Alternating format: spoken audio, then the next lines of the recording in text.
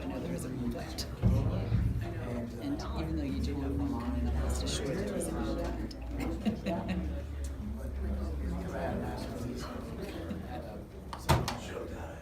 So I hope you weren't counting on that.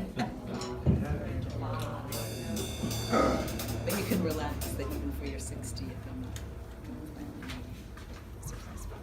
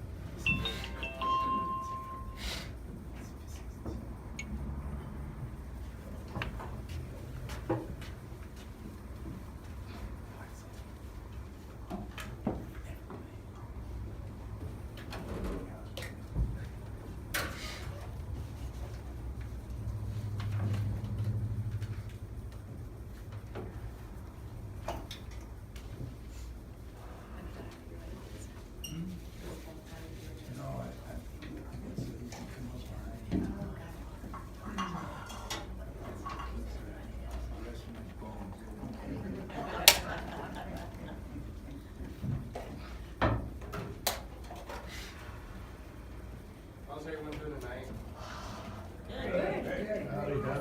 Good. Looks like we're pretty into crowd tonight. Nice. Have you guys been here before? Or any new faces? No. No. First time. First time you're here? First time. Hey, welcome. You're freshly minted. We'll spread the word. Yeah, spread the word, definitely, yeah. So tonight we're going to bring to you the music of Charles Mingus, bass extraordinaire, and quite the character at that as well. He's got quite an extensive collection of really out there tunes and some more inside. So I think we're going to do a little bit of both, throughout the course of the night. Tonight on piano we've got Jason Shatil. You're from Philly, right? Yep. And then we've got from Houston, Texas, Travis Stanley.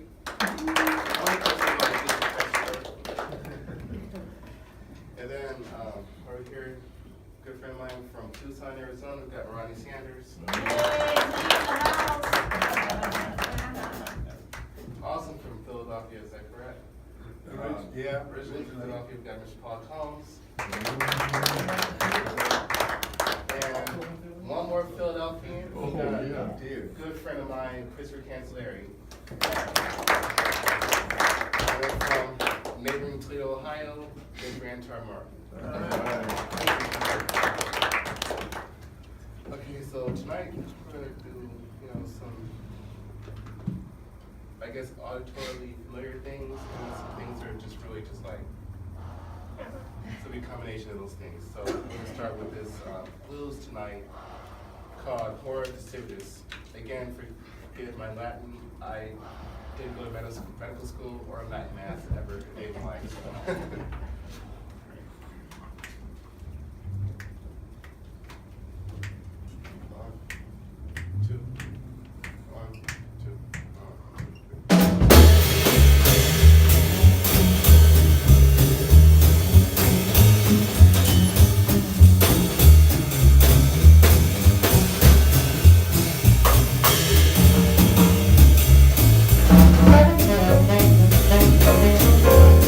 Thank you.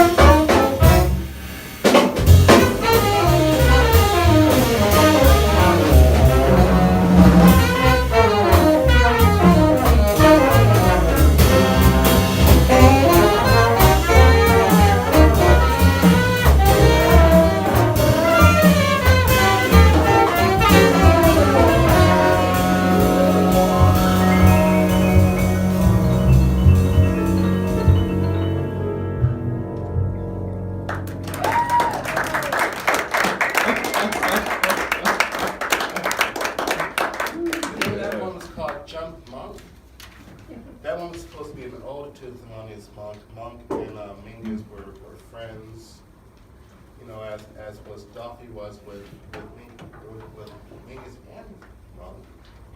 So, you know, he was very influential. Those two influenced each other quite a bit throughout their times when they were contemporaries to each other. The next piece we're going to play here is going to be from an album called the Simulating the Black Saint. I always get the Black Saint. I always get it too confused, man. I'm so sorry for. So don't roast me out there, you know. What he said. So this album was actually released in 1963, and Woo-hoo! I didn't. Yeah, exactly. Yeah, 63. Yeah. So 60 years to that album. So I didn't know about it until this year, until Leonard hit me to it. You know, he was like, "You should really do, you know, this album." I was like, "Well, I listen to it." You know, I still listen to a lot of Mingus in my life, I would think, but somehow that one got by me, and I was like, "Wow, that's just a lot. It's just a lot of dance chords." And to my understanding, you know, a friend of mine told me the other day that pieces like this one, like we're about to do right here. You know, a lot of them were, you know, done in Mingus's jazz workshops, you know, that he did, you know, the places where he did his workshops. So he was, you know, basically orating, you know, through his voice or through laying keys down on the piano, the parts that he would want all the other instruments to play. So it just wound up just being like a holding on for dear life kind of situation. So I'm kind of hoping that with my contained arrangement that I kind of do some sort of justice to this album, and then, you know, hopefully, you know, this is similar to the listening experience, you know, in a positive direction. So I'll go give this a go.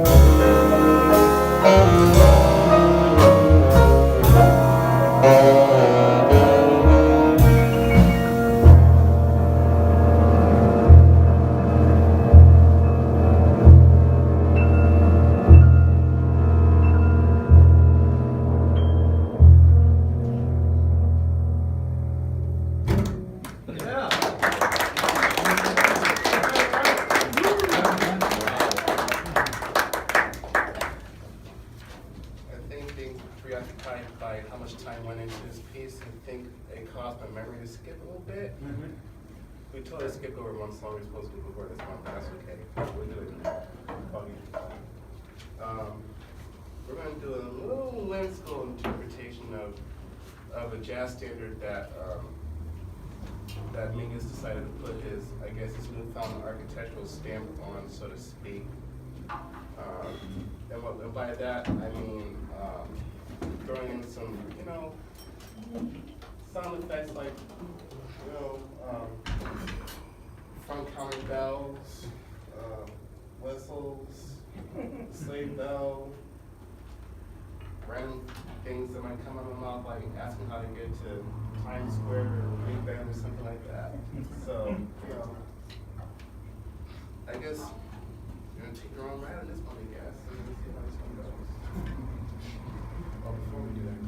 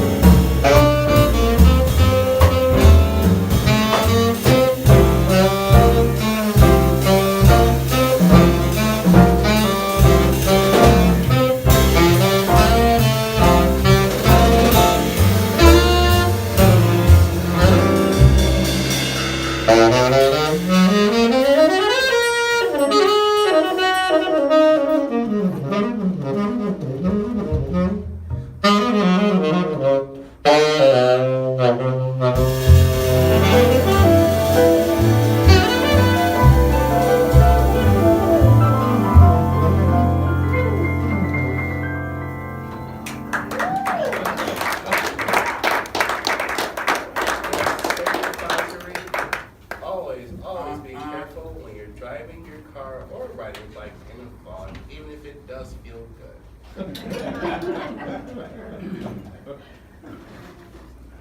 My wife tells me all the time, be careful when you ride your bike in the fog, Antar, because you don't see people and stuff. I try to be very cognizant of my surroundings, even if I can't see more than 20 feet in front of me. The next song we're going to do, I'm going to talk a little bit more about a small part of Mingus' upbringing.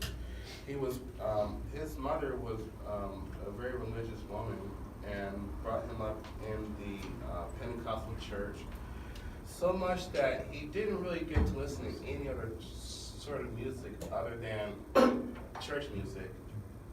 So when he got out of his parents' living situation when he was 14, that came about and found out that his father wasn't his father, so that kind of just disrupted things in his life.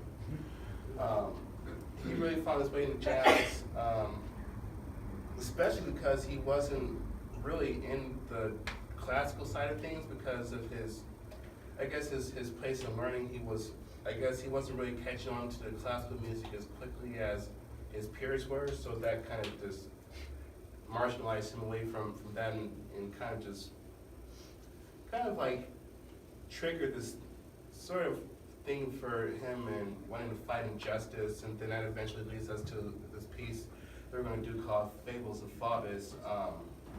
Governor Orville Faubus was a very, very unfair person towards people of color, and it caught Charles Mingus' attention so much that he did write some lyrics to this song. I mean, I'm not really good at spitting these lyrics out because it's really good to have more than one person doing this kind of thing. But if you go look at the lyrics to original Faubus Fables, or to go listen to a recording too, you'll hear what he's saying, and you'll hear that he's denouncing the Ku Klux Klan and anything just sort of to do with any sort of injustices. He just really points a finger at that, and you can kind of get the gist of that when you're listening to this piece here.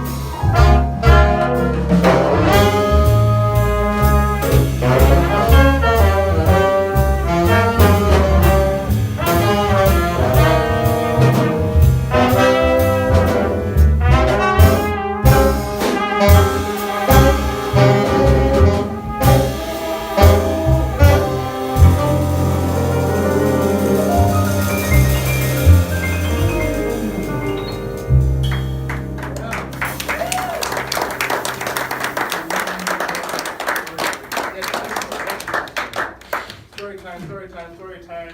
Yeah. Frank Paul's got a story. He's always got some good stories. What you got to say, man? Well, when I was 15, I had a conversation with Charles Mingus. I lived in right in downtown Philadelphia, and at that time there were two jazz clubs, two of the touring where the touring groups would come through. There were a couple of others around town, but those were the two. There was the Showboat, which was kind of around the corner from me, and around the corner from the Showboat was Pep's. And when I was 15, I looked older than I was, you know. So if I was just cool and kept my mouth shut, I kind of passed for a college kid, maybe, you know. So the bartender at Pep's and I had this deal. See, if the matinee was slow, they had two bars. They had big bars. You came in the front door. It was right up on Broad and South. So you came in, no, Broad and Lombard. And it was, so you came in, there was a long bar here, and then there was a bar up in front of the stage, like so, you know. And on a slow day, they wouldn't open the bar up by the stage.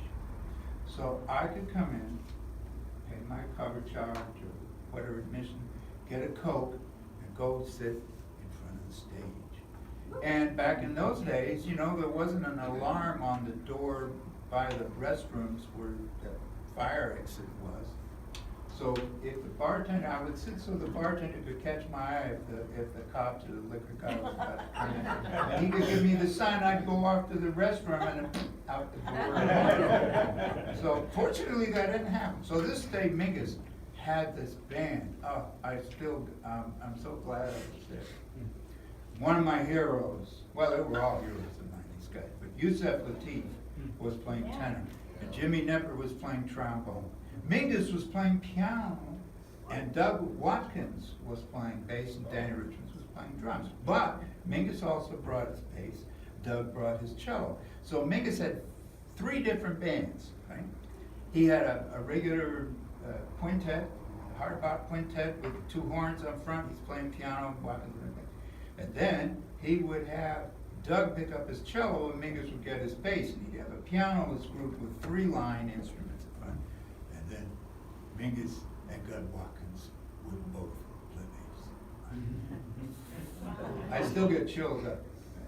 I really do. It still gives me chills to think about it. So anyway, on the intermission, I walk up to Charles Mingus and I say, Mr. Mingus is great. I said, and he says, well, young man, what do you want to do with yourself? And I said, I want to be a musician. He said, oh, no, don't do that. There's no money in it. I said, but Mr. Mingus, I hear all this music and I gotta, he just nodded his head and smiled and we talked about music for the rest of the time. But I got to hear him 2 more times. The next time I got to hear him, Dolphy was playing with, oh no, that was after the first time I heard him. I actually heard the band with Dolphy in person. Oh, man. And that was at the Cafe Bohemia in New York. My folks had gone up to New York for whatever reason. The last night that they were there, they said, "You've been a good boy. Where do you want to go?" "I want to go to Cafe Bohemia here, Mingus."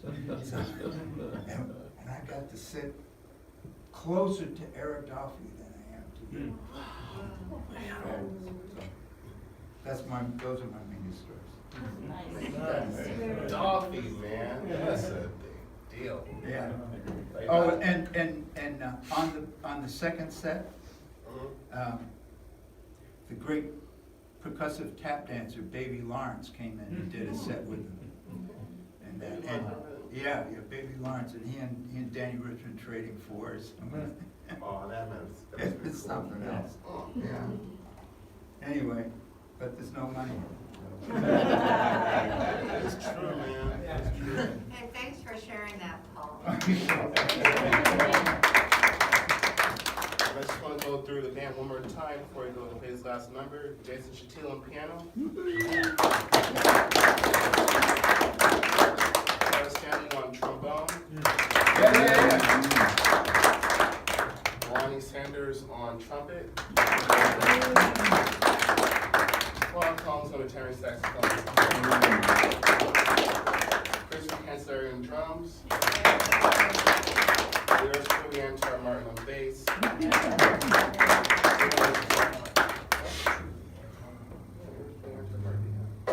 And we're gonna finish up with the last one that, I just gotta give Paul special thanks, really honestly, because he has been really instrumental in making sure that, that we were doing the right Mingus songs and things like that. And he, especially for the Saint Lady and the Black Saint that we did earlier, if he didn't say it, if he didn't just say the words Saint and Saint Lady, you know the words I'm trying to say. They're the wrong words, but you know what I'm trying to say. We had to talk about this show maybe about a month and a half ago, I think, on one of your shows. Yeah, it was a while ago. Something like that, yeah. And it's like, oh God, he's a man. He knows. And he just happened to be sitting on a gold mine of all these, awesome materials in the Mingus repertoire. And I just want to thank him,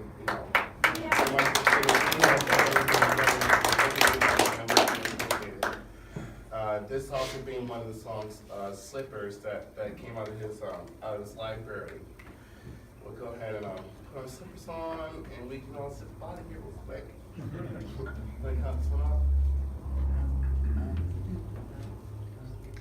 1, 2, 1, 2.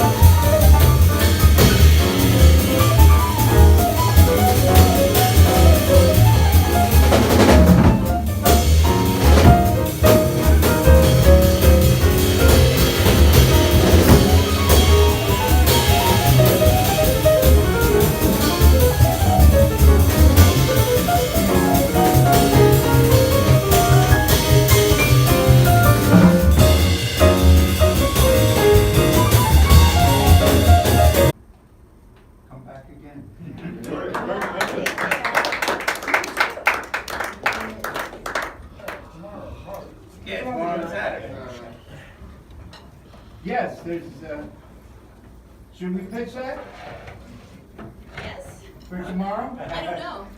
Yeah. Yeah. Yes? Yes, tomorrow. Tell them about it. Yeah, tomorrow we're scheduled to play the Freddie Hubbard tribute tomorrow. So tomorrow and Saturday is what we're scheduled for. So definitely check back in with the Jazz Lounge website to make sure that availability Yeah, I'm is sorry, I don't think I- tickets. Yeah, Freddie Hubbard. Organ Jam on Sunday. That too. Yeah. I'm gonna bring my grandson's saxophone, musician too. Oh. So he plays saxophone, piano, and doing stuff, saying, no, it's not money. Thank you very much. If you do it, and I understand how to do that too. And when Charles talked to me about that. Oh, yeah. So it was like 62 or 63, conversation. No, but there's ways to do it. It sounds like he's got his feet on the ground. And that's the one thing our advice I would give. Where is he in school? He's in high school. There's lots of great programs, great teachers right here in California University and college system. He doesn't need to go to Berkeley, he doesn't need to go to NYU or Juilliard. Although, he works real hard. When you get to his senior year, then that's a good time. Because then he comes, because that's all about networks, but the teachers that will help him take him forward are plentiful right here in California. Yeah. Yeah, might as well, at least until he's ready, for that last couple of years, yeah. Or graduate school, whatever. You're very welcome, ma'am. Thank you. You're welcome, thank you